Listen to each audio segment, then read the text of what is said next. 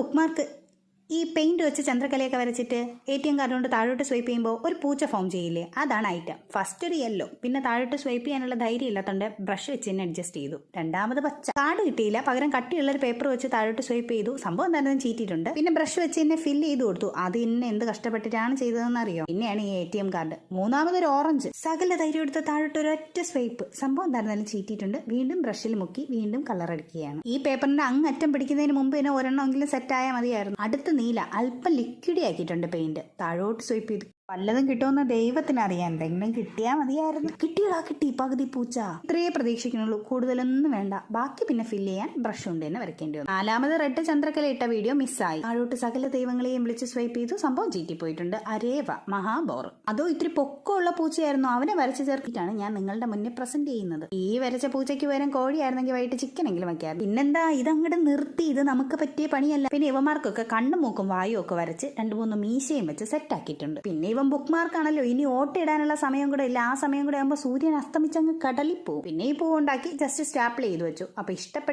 ഇഷ്ടപ്പെടാനുള്ള വകയൊന്നും ഇല്ലാന്നറിയാം, എങ്കിലും സബ്സ്ക്രൈബ് ചെയ്തോ. പിന്നെ ലക്ഷ്യമല്ല മാർഗമാണ് പ്രധാനമെന്ന് പണ്ടാരോ പറഞ്ഞത് ഓർമ്മയിൽ. ഇങ്ങനെ വരച്ചാലെന്ത്, നമ്മുടെ പൂച്ചയെ കണ്ടാൽ സ്വൈപ്പ് ചെയ്ത പൂച്ചയെന്നല്ലേ തോന്നുള്ളൂ.